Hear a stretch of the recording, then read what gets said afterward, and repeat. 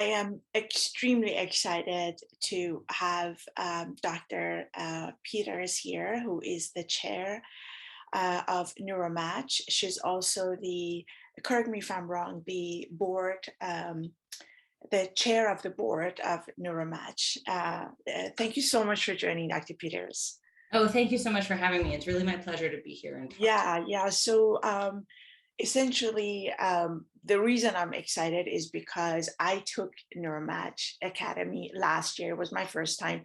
Excuse me. So my background is more cognitive psychology, neuroscience, a mashup of information science, and I also have a little bit of computer science. So I was very excited and interested about computational neuroscience, but I had no idea whether I could even remotely do it because it sounded extremely sophisticated to me. But I think it's something that, especially if you're not a neuroscientist and you want to be part of the future of science, you definitely need to have this in your toolbox, if you will. And so that's the reason I'm extremely excited to have Dr. Peters here today, because she'll be sharing with us a little bit about Neuromatch Academy and Neuromatch in general, what it is, what they envision of achieving, how they're helping all kinds of people around the world, which is another part I'm extremely excited about, especially female students. And also a little bit about the application process, because I know that I, for one, was a little bit confused last time. So I had to tweet a little bit back and forth with Neuromatch Academy directly to get those answers. So thank you again so much for coming. I was wondering, Dr. Peters, if you could start by maybe telling us a little bit about yourself, how you even got to this field of computational neuroscience, so that we have a little bit of a background, and then I'll ask my other questions. Sure. Yeah. So I'll try to do this fairly succinctly. So I think my interest in psychology and cognitive science really comes from a philosophical trajectory. In high school, I was really interested in philosophy, and then in college, I started taking more computational courses, but cognitive science specifically, and then with a healthy dose of philosophy on the side. I've always been interested in how the brain creates the sense of us, our subjective sense of the world around us. So in my lab here at UC Irvine, in my real job, we study consciousness and metacognition, and how the brain takes in perceptual information and then does magic to it, basically, to make us conscious. So we use a lot of the tools that we teach in Neuromatch Academy, especially the computational neuroscience course. We're using a lot of that type of stuff in our lab here at UCI. And so I'm really interested in precise ways of describing what the brain is doing, not just which bits of the brain are involved, but actually how and maybe even why they are manipulating the information that they are, that in such a way that it results in our conscious experience of the world. Love it. I always get so too excited when anytime there's a conversation about the brain, because I think that it's okay, we want to conquer space, etc. But to me, the brain is the space that I want to be in. And I get so excited, especially when I talk to scholars such as yourself, because it's not only things that you've read in the books, but you're doing it in the lab, and you're thinking. To your point, I love the fact that you mentioned also philosophy, because I think that unless you're a philosopher, I don't think you're a good neuroscientist, because you have to have those sort of weird kind of questions that you're trying to answer in the lab. I love that. And the fact that, are you a professor then at UC Irvine, or? Okay. Right, yeah, I'm an assistant professor of cognitive sciences here. So we have an actual department of cognitive sciences here at UCI. Several other universities definitely have that, but it is rarer than having like just neuro and just psych. So we're kind of at this interesting confluence of neuroscience and psychology and linguistics and computational science. And we occupy kind of the middle of that Venn diagram, which is very. Do you also run experiments, or is it purely computational? Oh yeah, we run Oh, experiments. you do. Yeah, Okay. yeah. We use so we have EEG in the lab. We also have recently gotten on loan an FNIRS device from Kernel, and then we also do a lot of functional MRI. Oh, perfect. Yeah, can you tell us a little bit about your involvement with Neuromatch and Neuromatch Academy? How did you actually get involved? What motivated you, and what does your involvement look like today? Yeah, sure. So as maybe some of the folks who are watching this know, Neuromatch started in the spring of 2020, and it actually started with a couple conferences that happened really before I got involved. And that was a number of folks thought, well, let's do a conference that has essentially a zero carbon footprint or very low, like video conferencing, but not flights and hotels and so on. And make it more accessible to everybody that way. And they started doing that before the pandemic hit. So they had planned these conferences before the pandemic hit, but then the pandemic hit, and of course the world changed. And prior to that, I'd been speaking with Conrad Cording, Gunnar Blom, and Paul Schrader, who together had separately from Neuromatch founded a summer school called Cosmo, the Computational Sensory Motor Summer School, which I had attended in 2013, back in the day, like many, many years ago. And then I had been back to Cosmo as a speaker, one of the instructors in a previous year. And they had invited me to join the organizing committee, and I was really excited to get to help drive the curriculum of Cosmo, which truly changed my life, changed my professional trajectory in this really amazing way, not the least of which was the networking that I got to do there. Obviously, then the people who ran Cosmo came back and invited me as a lecturer, and then I got to join the organizing committee, and then we couldn't run the thing because of the pandemic.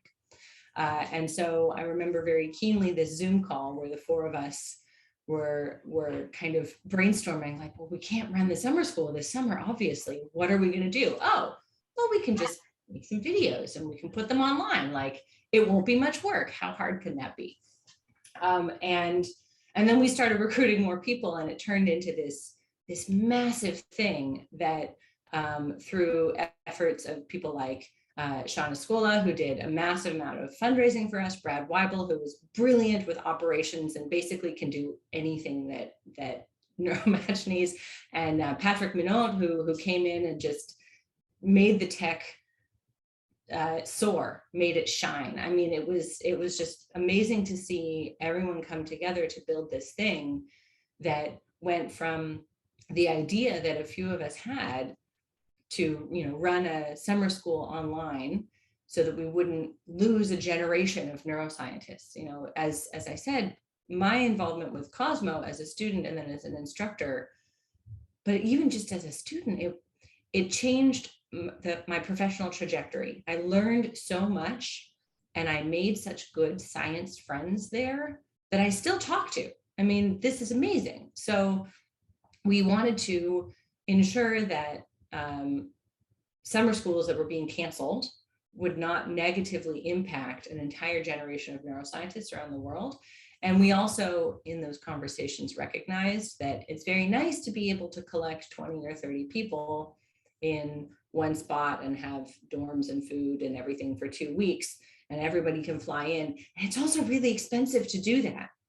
Like the cost per person to fly everybody there, to put them up for several weeks at a time, is a lot. And so that cost is borne either by a grant that the organizers write, or it's borne by the participants themselves or by their labs. And we're talking thousands of dollars, not like hundreds. This is thousands, and that doesn't include airfare.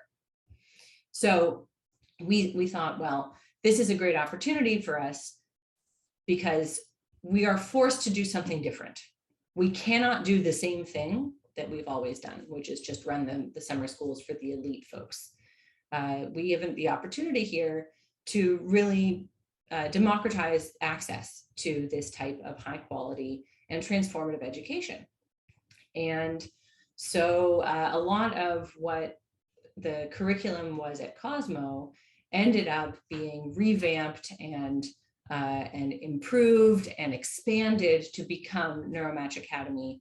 And that first year, we just ran the computational neuroscience course, and we had, I think it was like 1,700 students or something like that. And it was just phenomenal. I mean, it was so much work and I was so exhausted. That first year I was the chair of the executive committee. And so in addition to, kind of creating the corporate infrastructure that we needed, like we needed a bank account. We didn't even have that. We needed to like file for 501c3 status. We didn't have that. And without those things, it's very difficult to get grants, because you can't just call up a company or a foundation and say, hi, here's my personal bank account. Can you just transfer me like $50,000? They're not going to do that. So we had a lot of that to set up. And then we also had to figure out, well, how long is the course? What topics do we cover? In what order? What is the best way to do that? What kind of requirements do we want to have for our students? Do they need to be PhD students or postdocs? Can we possibly make it so it's a little bit more accessible? How do we want to deliver the content? Do people need to download stuff? What language do we want to write the content in? So this was really just, ground up. We in April had the idea to create Neuromatch Academy, and it was truly that. It was just an idea. And then by July, it was an actual course. Wow, I think that's an amazing story you tell, because I kind of almost see how it goes, because I have also tried to initiate, and I know I really appreciate the hard work, and it's not easy. To your point, you can't just call people up and say, I need funding. They need to see. But Yeah. for them seeing something, there's a lot of work. That is brilliant. I love the story, by the way. Can I ask you to clarify? You said it really changed my trajectory. Can you tell us a little bit about that experience? Because I think that sounds to me like a very amazing experience. Yeah, absolutely. So I think that there are a couple ways that I want to point out that being a student at a summer school that was kind of the ancestor to Neuromatch Academy, if you will. So first, like the content itself. I mean, just having to do like 8-9 hours a day of kind of coursework type stuff, plus the group projects where it was like hands-on, actually take what you're learning in the classroom during the day and then applying it to a real data set that we had designed and acquired ourselves. Just that experience, I mean, it was like cramming an entire semester's worth of PhD coursework into 2 weeks. And the intensity of the course, but also the way that it was structured, where it was theory followed by hands-on practice immediately. It wasn't go away and work on it, and then we come back like a week later in between commuting and all of your other classes and everything. It was like, wall off the rest of the world and just do this. And it was theory, and then here's a coding exercise, and then theory, and then here's a coding exercise. And so the way that Gunnar and Conrad and Paul had designed the course and had instructed the professors who came in to give the lectures was that this is a two-way street with lots of opportunities for active learning. It's not just reading PowerPoints at students. It's let's introduce an idea and then let's actually go play with it. Let's go make a toy and play with that toy and fiddle with the knobs in that toy so you can gain an intuitive understanding of what it's doing. And then you have this set of little toys that you can expand in your own work and that you can modify in order to benefit your own PhD research.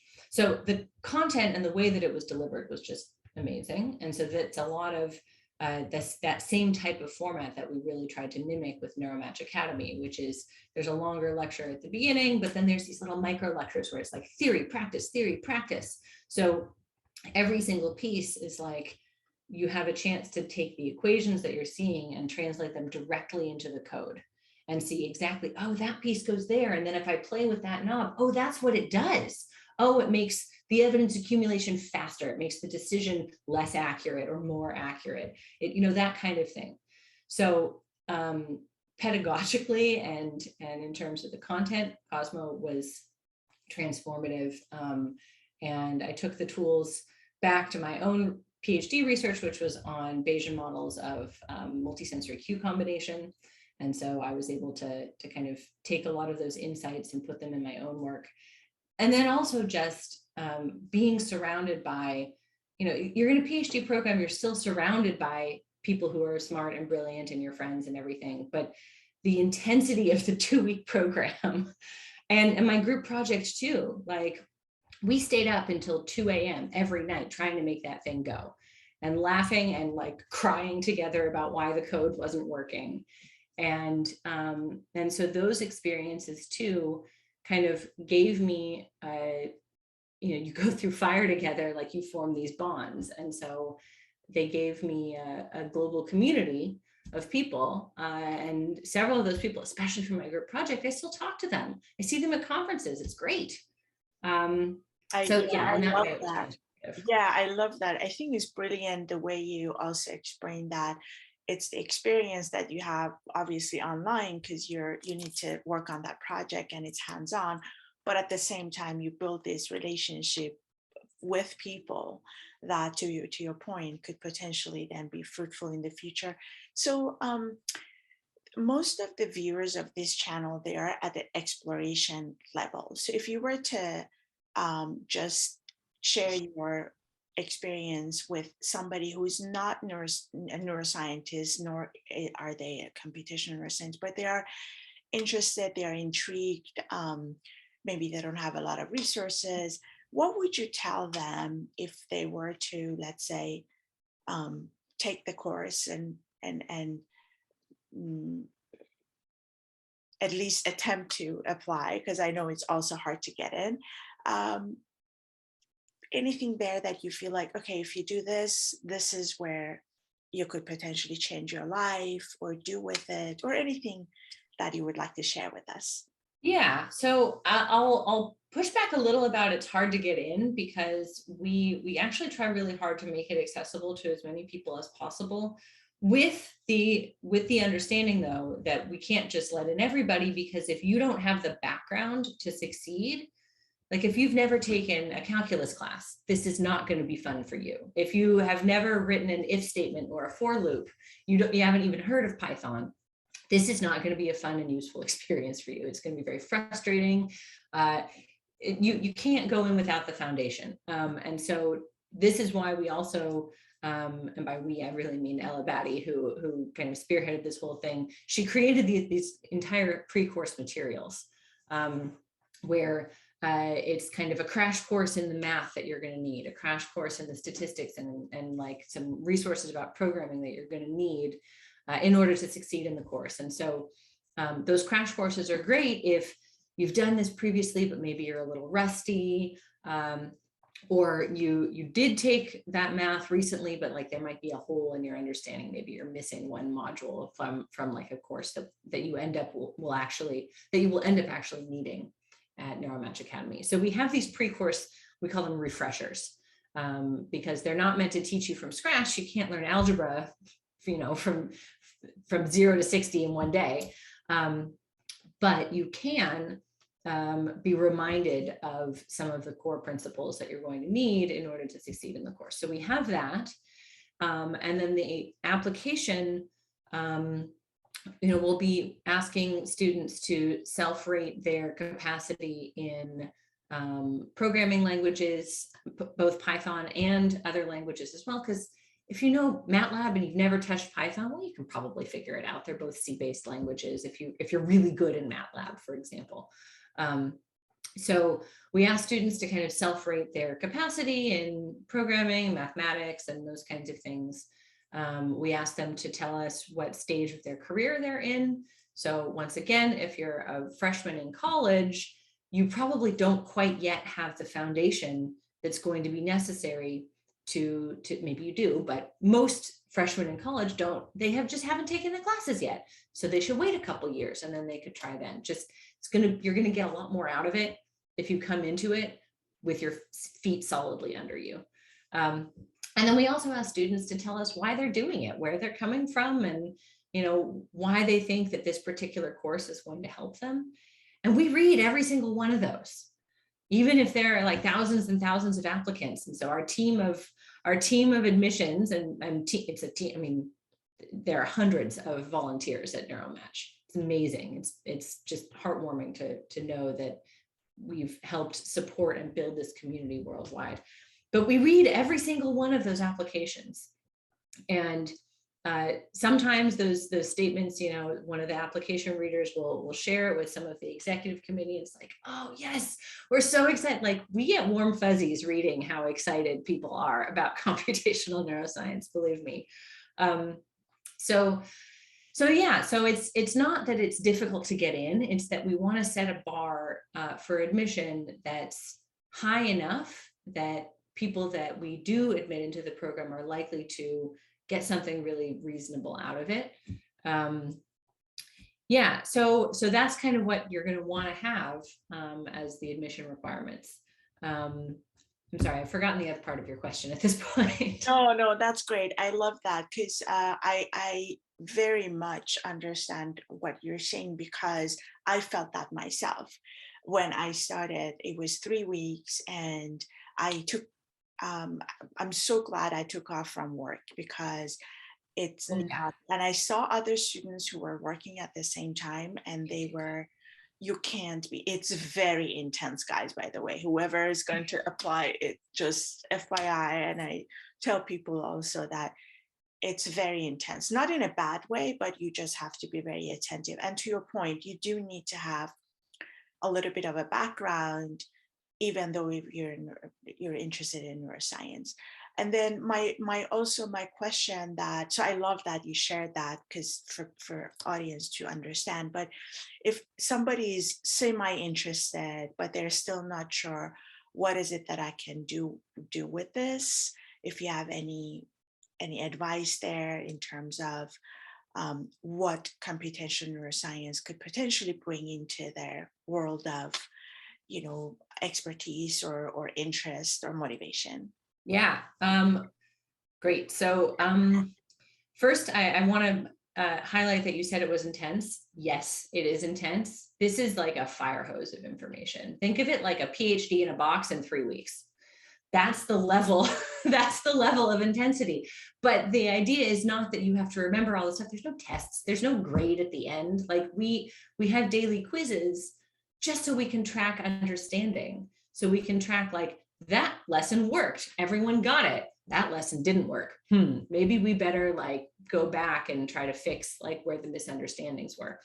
So yes, it's super intense, but think of it like drinking from a fire hose. You're only going to get a little bit of information, but at the end, you're going to have been exposed to this whole library of toolkits, and not just here's a bunch of tools, but you have like a mini training session in every single tool, so that then later you can say, oh, this problem sounds like maybe, you know, week 3, day 5 or something like that would be appropriate as a way of understanding the phenomena that I'm interested in. Let me go back to those materials and reopen that and rewatch the lectures, or kind of refresh my memory, because they're all there.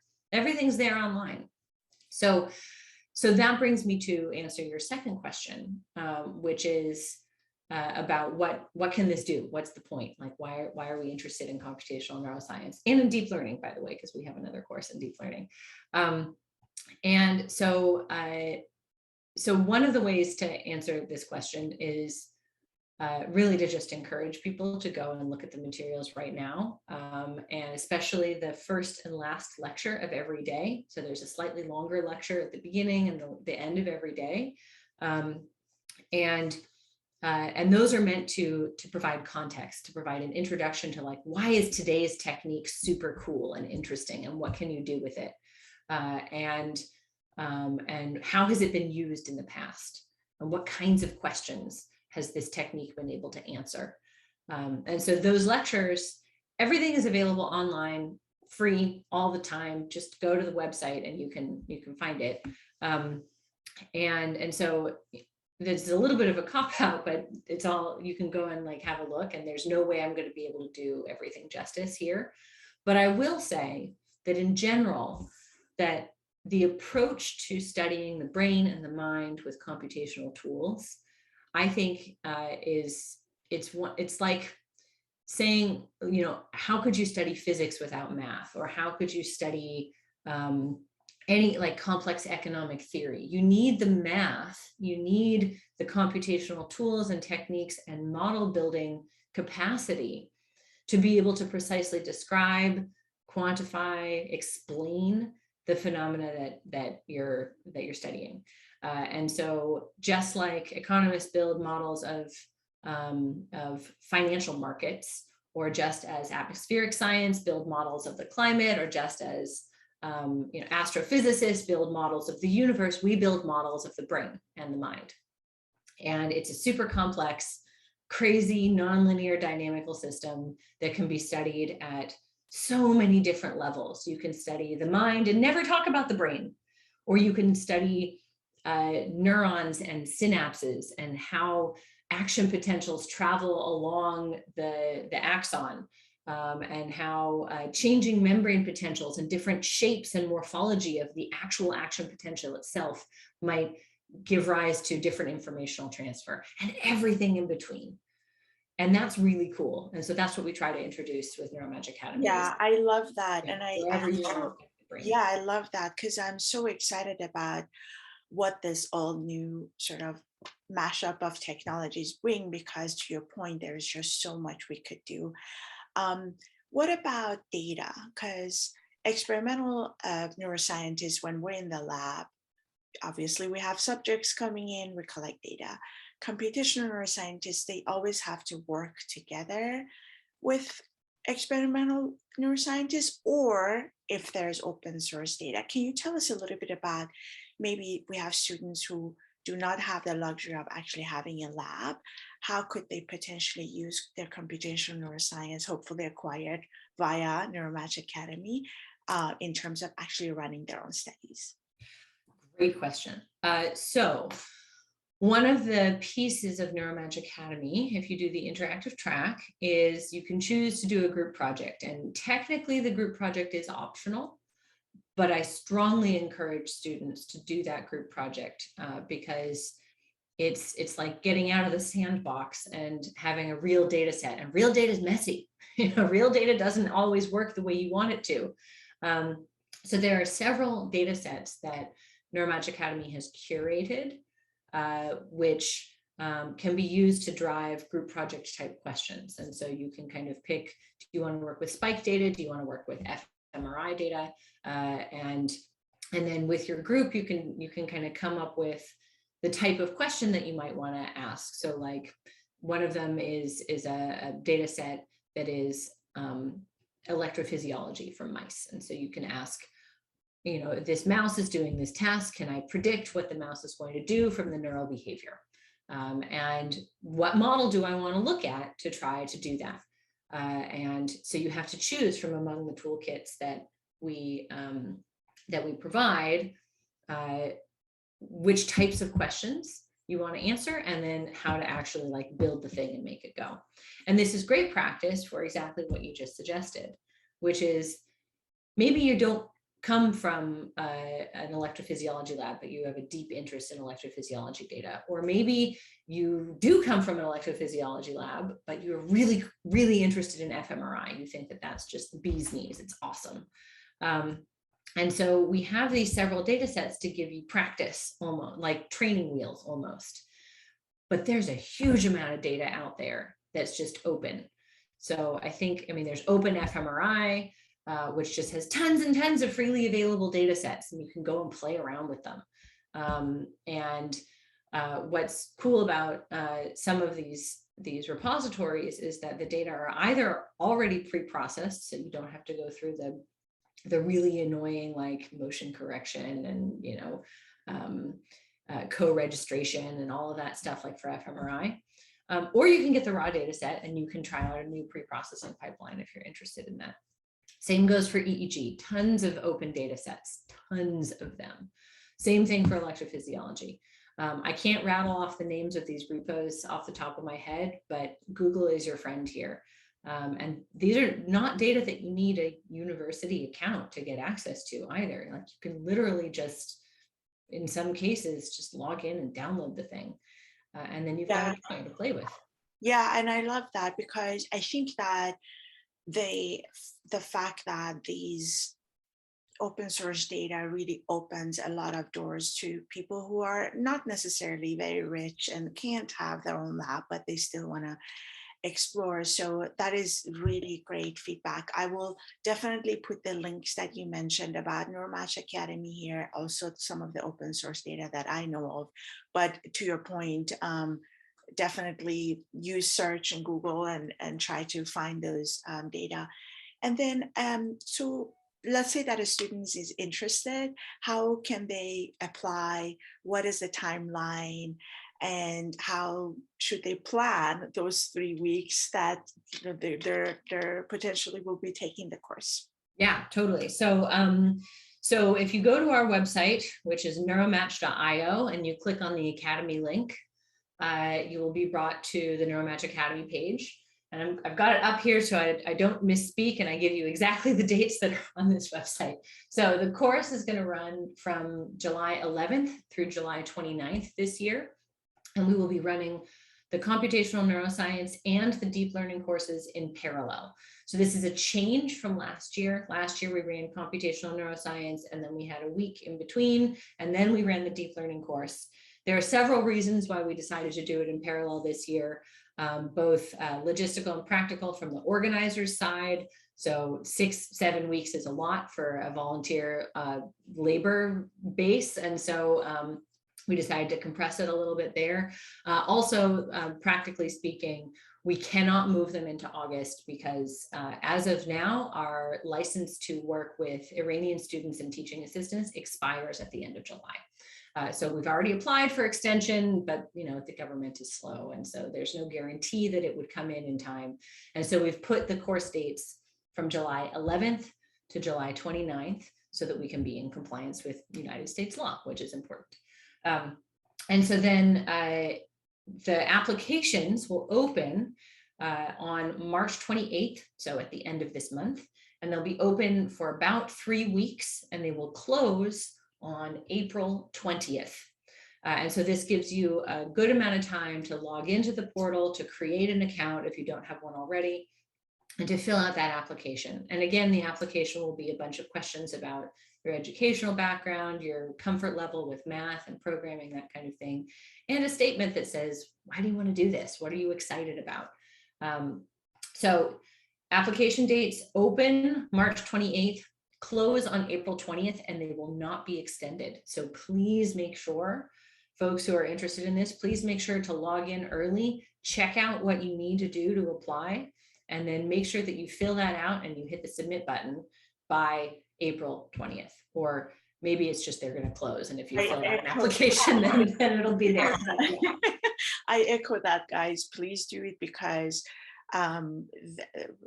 it's very important that you follow these, because to your point, there is no extension, but also you never know. You have to, maybe you need additional information or anything like that. So I highly recommend that everybody plan ahead.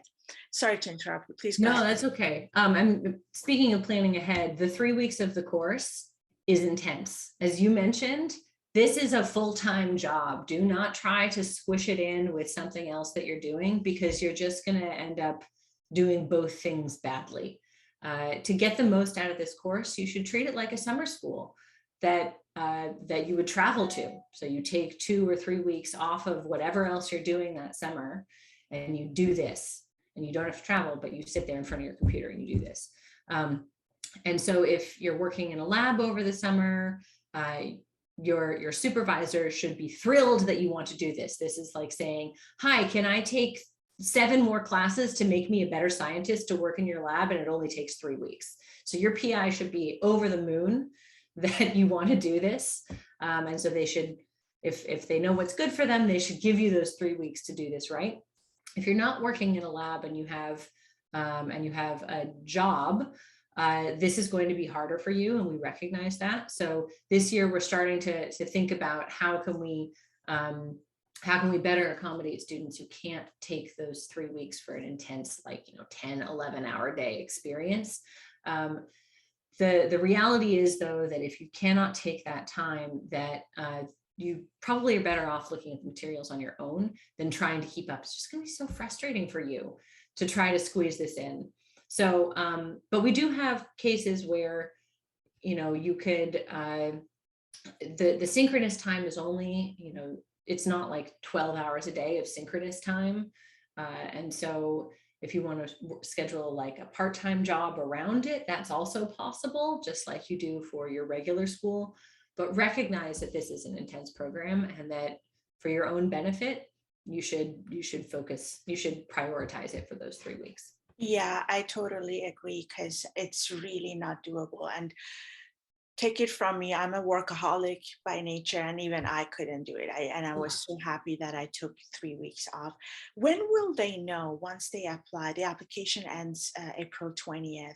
When will they know that they actually were accepted to the program? That's a great question, and we are still working out the exact final dates there. So let me just tell you, like, fully transparently what has to happen. So both the students and the TAs will apply by April 20th, and then we read and evaluate every single application. And for the teaching assistant application, we ask potential TAs to make us a small video where they teach a particular concept. And then someone has to review every single one of those videos. And just to give you an idea of the volume that we're talking about here, last year we had about 3,500 students and almost 300 or 400 teaching assistants. So this is a lot of volume, and we have a dedicated team of like 5 people who does this basically. So we need a few weeks to review. And then we also have to balance, you know, how many qualified teaching assistants do we have? How many qualified students do we have? So that we can admit the correct number of teaching assistants and students to target the best pod ratio that we can. We don't want the pods to have 3 people in them.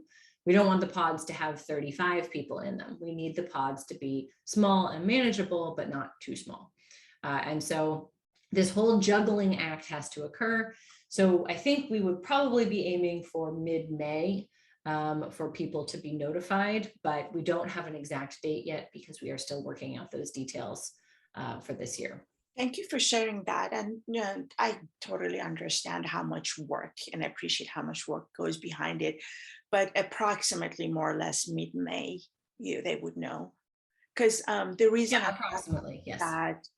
The reason I'm asking is that part of the students who would even apply for this funding, which is again at this point is only for a couple of students, their criteria is to be admitted to Neuromatch. So first they have to apply, and if they're admitted, then they can apply for this funding. Okay. Because otherwise, they can, if they get funding and then they're not accepted, then that kind of defeats the purpose. So that's why. So around mid-May then. Around mid-May, yes, and we'll absolutely let you know as we solidify those dates. We can definitely keep you in the loop, and that way that the students who are eligible to apply for this funding, and again, thank you so much. This is so generous of you to support these students in this way. So we'll definitely keep you in the loop as we solidify those dates, so that you know what to expect and so the students know what to expect as well. Yeah, thank you so much. And I do it because I want to give back to the community. I wish I could do more, but I tend to do a little bit of something every year. And then this year I decided for this, and I hope that by next year we can improve and increase the number of students. So we're starting with baby steps right now. Everything's got to start somewhere. Yeah, exactly. Well, thank you so much. Is there anything else that before we wrap up we would like to share with potential students? Any advice you have, because you are in the industry for a number of years, and obviously you have a lot of experience and background. To a newbie, any advice or anything you'd like to share with us? Yeah. So I know the kind of cliche obvious thing is definitely, if this is something that you're interested in, you should go for it. And we're really happy that Neuromatch can be a part of your education.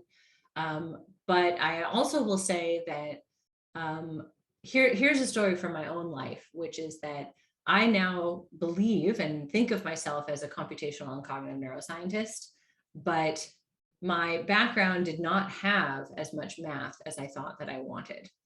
So I had to build that up throughout my PhD and through self-learning and self-study in programs like Cosmo as a summer school or Neuromatch now.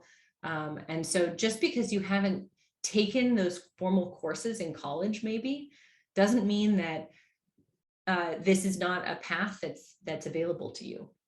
So I think one of the things that I've heard is that you mentioned experimentalists, and maybe people who are focused on the technical skill and capacity to do very careful data collection in the lab, which is an incredibly valuable and difficult skill to gain. But sometimes it feels like folks who focus on that might have to neglect the computational analysis side because it's so time consuming to learn how to do data collection right and to get good data in the first place. So I think that Neuromatch provides a really valuable opportunity for those folks who might feel like they're coming at this a little bit late, or who feel like maybe they skipped a step, they never took differential equations. How are they ever going to possibly learn how to do these computational analyses and learn to use state-of-the-art toolkits to ask really interesting questions about the brain and the mind? And I never took differential equations, okay? So like I never formally took linear algebra. I had to take these things through Coursera on the side or like self-study. And if I can do it, so can you. So I think that this is a message of, yes, cliche, don't give up, you can do it. But truly, even if you don't feel that you have the formal background to succeed here, have a look at the materials. If they are complete Martian to you, then maybe go and like take some math courses or like brush up on the side before you launch into Neuromatch Academy. But it's going to be here when you're ready, whether it's this year or next year. We're not going anywhere. And so we hope that this will be a resource to you, even if you feel like you're coming at this from a little bit of the outside. No, I love what you said, because and to your point that sometimes people feel like, oh, I haven't never taken those classes, so I'm not going to be good at it. That's so not true.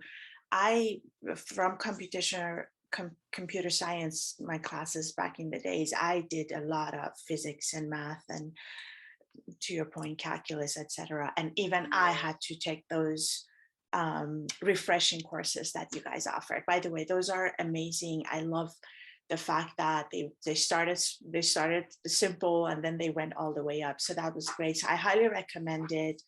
Thank you so much for this time. I really appreciate it. I will put all the links that we covered today in the description box below. And obviously, anyone who has any questions, feel free to reach out to them.